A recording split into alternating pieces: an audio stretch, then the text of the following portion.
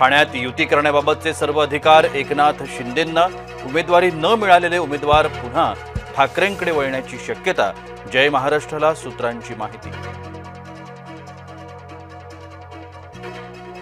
सुनबाई अपघात प्रकरणात अडकल्यामुळे भाजपचं कौतुक, किशोरी पेडणेकरांचा महेश कोठारेंवर निशाणा, म्हणून महेश कोठारेंचं भाजप प्रेम वाढलं, पेडणेकरांचं वक्तव्य।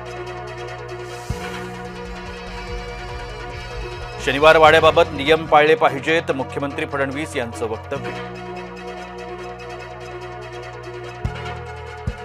स्थानिक निवडणुकीमध्ये काँग्रेसचा स्वबळाचा नारा, महापौर काँग्रेसचाच होणार, भाई जगताप यांच्या वक्तव्यानं राजकीय चर्चांना उधाण। वसई किल्ल्यावर वाद, शिवरायांच्या वेशात फोटो काढण्यात केला विरोध, सुरक्षारक्षक हिंदीत बोलत असल्यानं झाला वाद। महाराष्ट्र ऑलिम्पिक संघटनेची 2 नोव्हेंबरला निवडणूक, उपमुख्यमंत्री अजित पवारांविरोधात मुरलीधर मोहोळांनी थोपटले दंड। लाडक्या बहिणींची नाराजी होणार दूर, लाडकी बहिणीच्या केवायसीला तुर्तास स्थगिती, मंत्री अदिती तटकरेंची घोषणा।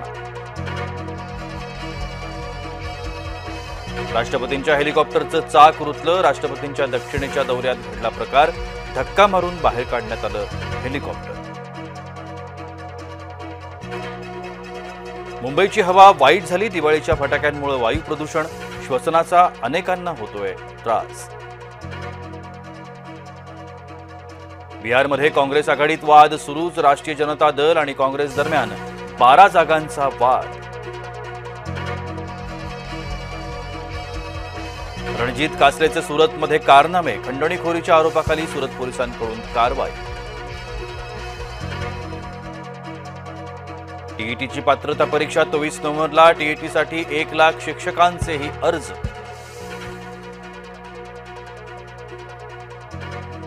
राजकीय पुनर्वसनासाठी बच्चू कडू महायुतीला ब्लॅकमेल करतायत, कडूंच्या राजकीय आरोपांवरती आमदार रवी राणा यांचा पलटवार। जळगावात वादळी वाऱ्यासह पावसाची हजेरी, अनेकांची तारांबळ, सिंधुदुर्गात पाऊस, झोडणीला काढलेल्या भात पिकाचं नुकसान, विजांच्या कडकडाटासह सिंधुदुर्गात जोरदार पाऊस।